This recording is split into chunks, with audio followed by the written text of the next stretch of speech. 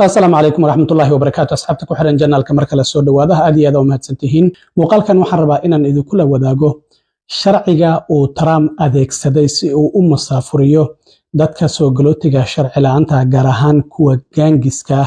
ee wadanka dhibaatada ku hayo oo muran dhaliyay sharcigaasi muxuu yahay masal laga yaabaa haddii uu u dhaqan galo in dhammaan dadka wadanka sharci darada ku soo galay uu u adeegsado sharcigaasi arrintaasi ayaan rabaa inaan idinla wadaago Trump waxaan ogeyn xilligii ololaha doorashada uu ku jiray in uu dhowr jeer yiri waxaan isticmaalayaa sharciga la yiraahdo Alien Enemy Act oo la sameeyay 1798 isla markaana waxa aan ku masaafurinayaa dadka soo galootiga sharci darada ah sharcigaasi horta muxuu yahay dadkan ugu horeeyay oo sabtidii lagu masaafuriyay maxay yihiin iyadoo waliba garsoorana uu ka hor yimid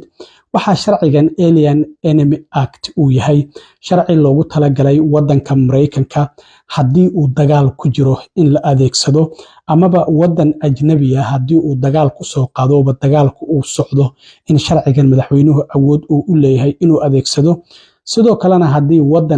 wadan uu u soo hanjabo Mareykanka uu yiraahdo waan idin soo weeraraynaa madaxweynuhu uu adeegsan karaa laakiin Trump hadda waxa uu ku adkeysanayaa inuu awood u leeyahay in uu sharcigan adeegsado sabtidii ayuu sharcigan sheegay Trump in uu adeegsaday markaas kadibna aan 3 diyaaradood oo ay saaran yihiin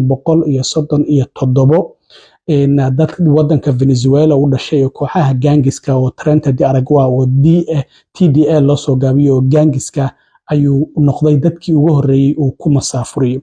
diyaaradahaasi markii ay baxeen oo hawada ay ku sii jiraan ayaa garsoore federaal ah oo la yiraahdo James Bousbecq amar uu soo saaray si ku meel gaar ah waxa uu yiri waa in la joojiyaa masaafurinta sharcigaasi loo adeegsanayo waxaana loogu talagalay yiri sharcigaasi xilliga dagaal uu Mareykanku uu ku jiro marka si ku meel gaar ah ayuu waxa uu yiri masaafurinta lagu sameynayo qof kasta oo aan Mareykanka u dhalan oo xabsi ku jira ama sidoo kalena removal in wadanka laga saaro wajahaya iyadoo sharcigaasi loo adeegsanayo ugu yaraan muddo 14 maalmood wadanka laga masaafuri karo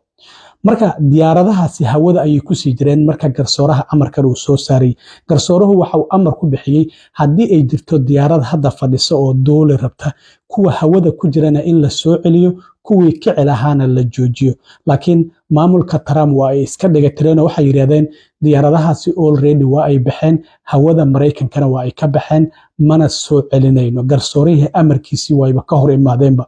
marka 3 diyaarad oo kooxaha gaangiska ee wadanka Venezuela ka yimid sida maamulka Trump uu sheegayo oo Frente de Aragua maadaama Trump uu kooxahaasi u aqoonsaday kooxaha argagixisay inay yihiin dhamaanba gaangiska iyo burcadda iyo kooxaha hubka ka ganacsada kuwa darooda ka ganacsada dhamaantoodba ururo ajnabi ah oo argagixiso ayuu u aqoonsaday wareegtooyinka uu saxiixay Trump markii uu xilka la wareegay ayay ku jireen marka waxay yiraahdeen diyaaradahaasi hawada ayay ku sii jiraan hawada Mareykankana waa ay ka baxeen hawada caalamiga ah ay ku jiraan mana soo celineen haddaba diyaaradahaasi marka waxa laga dajiyay wadanka El Salvador sidoo kale madaxweynaha wadankaasi Nayib Bukele ayaa bartiisa X waxa uu ku soo qoray oops too late malaha waa la soo daahay garsooraha wuxuu leeyahay amarkan waa la soo daahday waxaan ognahay bishii February wasiirka arrimaha dibadda Mareykanka Marco Rubio iyo madaxweynaha wadankaasi Nayib Bukele in heshiis soo wada galeen oo ah inay aqbalayaan in maxaabiistaasi dadka Mareykanka uu soo masaafurinaya gaar ahaan kuwa gaangiska ah xabsi weyn oo waxa la yiraahdo Supermax la yiraahdo oo 4 sano ka hor madaxweynaha wadankaasi uu sameeyay oo kooxihii gaangiskii wadankaasi uu dhamaanba uu ku xiray marka waxa ay El Salvador ogolaatay 300 oo kooxahaasi gaangiska in muddo sanad ay xabsigaasi ku hayaan Mareykankuna $6 milyan ayuu ku siinaya waa kuwan maxaabiistii markii la geeyay airportka 3 diyaarad oo fadhiso aad arkaysaan markaas kadib gawaari fara badan ayaa galbisay xabsiga ayaa la geeyay markii xabsiga la geeyay waa tan iyadoo saf la geliyay madaxa laga xiray dhar cadna loo geliyay oo waliba silsilado gacmaha xabadka ilaa lugaha looga xiray marka sidaas ayaa lagu geeyay xabsiga marka arintan waxa ay dhalisay sababta Mareykanku uu sharcigan Trump uu adeegsanayo Trump waxa uu leeyahay hadda Venezuela dagaal kulama jira Mareykanka laakiin Trump waxa uu leeyahay waxa weerar nagu soo qaaday kooxaha gaangisa oo maamulkii Biden uu wadanka u ogolaaday sidaas darteed waa inaan wadanka ka sifeynaa kooxahaasi gaangiska oo duulaanka nagu soo qaaday waa sida Trump uu hadalkiisa u dhigayo marka sharcigan hadda ka hor taariikhda Mareykanka oo 250 jirsanaya sanadkan ayaa 3 jeer oo kaliya ayaa la isticmaalay dagaalkii 1812 iyo sidoo kalena dagaalkii koobaad ee adduunka iyo dagaalkii labaad ee adduunka saddexdaasi jeer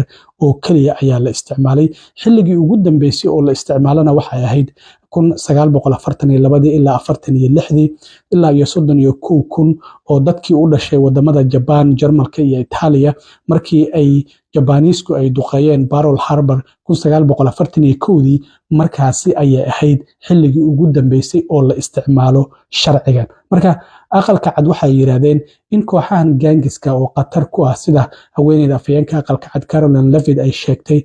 dadkan gaangiska ee TDA oo Venezuela ka yimid oo qatar ku ah ammaanka qaranka Mareykanka iyo ammaanka shacabka in la masaafuriyo ma ahan maxaa yeelay wadanka ayaaba nabad noqonaya sidoo kale wasiirka arrimaha dibadda waa uu difaacay ninka Trump uu xil saaray arrimaha xadka iyo masaafurinta oo la yiraahdo Tom Homan isaguna waxa uu yiri ma ka fikiraya ayuu yiri waxa uu qareen yiraahdo waxa uu difaacay diyaaradahan dadkan siday kooxahan gaangiska ee wadanka El Salvador la geeyay marka sidoo kalena madaxweynihii Ronald Reagan 1988 raaligelin ayuu ka bixiyay sharcigan markii la adeegsaday 1942 ilaa 46 waxaana uu sheegay arintaasi cadaalad darro inay ahayd marka hadda Trump marka sharcigan waxa uu leeyahay anigu awood ayaan u leeyahay inaan adeegsado hadda waa laga hor yimid garsoorahan waa kan ka hor yimid dacwado fara badan ayaa laga gudbiyay laakiin sida muuqata Trump marka haddii arintan ay u dhaqan gasho waxa uu doonayaa dhammaanba dadka ajnabiga ah ee wadanka sharci darrada ku soo galay inuu sharcigan Alien Enemy Act oo 1798 inuu adeegsado waa suuragal Trump hadda haddii arintan kooxahan gaangiska uu ku tijaabiyo ay u suura gasho waxa uu doonayaa inuu sidoo kale sii wado oo dhammaan dadka soo galootiga marka sharcigan madaxweynuhu markuu adeegsado waxa uu dhigayaa qofka marka la soo xiro isla markiiba iyadoo wadooyinkii sharciga oo garsoore aan la horgeynin oo kiiskiisa uusan dhageysanin in si degdeg ah lagu masaafurin karo wadooyinkii sharciga ee dhinaca immigrationka iyadoon loo marin ayuu dhigayaa sharcigan in si degdeg ah lagu masaafurin karo in dadkaasi marka la soo qabto isla markiiba horey diyaarad laga saari karo horey laga masaafurin karo marka haddii madaxweynaha uu suura gasho micnaheedu waxay tahay inuu doonayo inuu sharcigan dhammaanba dadka soo galootiga sharci darrada oo u isticmaalo hadda isagu waxa uu leeyahay kooxaha gaangiska wuxuu yiri xabsiyadii wadamada kale ayaa la soo faaruujiyay dhammaanba dadkii dambiilayaasha ayaa anaga wadankeena loo soo diray sida darteed waxaan doonaynaa inaan inaguna iska nadiifino marka arintaasi ayaa 3 maalmood ee la soo dhaafay wadanka warbaahinta Mareykanka iyo kuwa caalamkuba ay si weyn uga hadlayeen Trump maadaama sabtida iyo xadda uu fasax ku aado qasrigiisa Mar-a-Lago oo Florida ku yaala waxa maanta markii uu soo laabtay uu difaacay go'aankan oo waxa uu yiri awood ayaan u leeyahay in aan sharcigan adeegsado marka wayna arki doonaan maadaama hadda garsoore uu ka hor istaagay garsoorihii amarkiisii la iska dhigay oo diyaaradii hawada ku jiray la soo celin waayay oo safarkoodii ay sii wateen oo wadanka El Salvador la geeyay ma diyaarado kale ayaa jiri doona oo maamulkan isagoo sharcigan adeegsanaya uu dadkaasi ku masaafurin doona wala wasaaradda cadaaladdu ay leedahay garsooraha amarkiisa racfaan ayaan ka qaadanayna already ayba ka qaateen maadaama wasaaradda cadaaladdu ay tahay tan difaacaysa waxyaabaha dowladda federaalku ay samayso waxyaabaha kale ee soo kordha waan idila soo socodsiin doonaa aad iyo aad u mahadsantiin asxaabta intaan mar kale kulmi doono nabadgelyo